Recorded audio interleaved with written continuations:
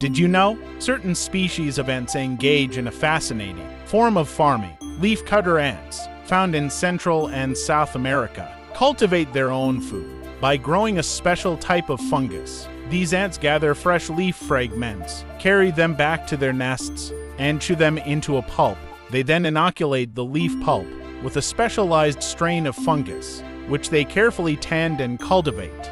The ants use the fungus as their primary food source, feeding on its nutrient-rich spores. This intricate form of agriculture, practiced by ants for millions of years, is one of the oldest known examples of farming in the animal kingdom. Subscribe for more facts and trivias at Brainius Explorer.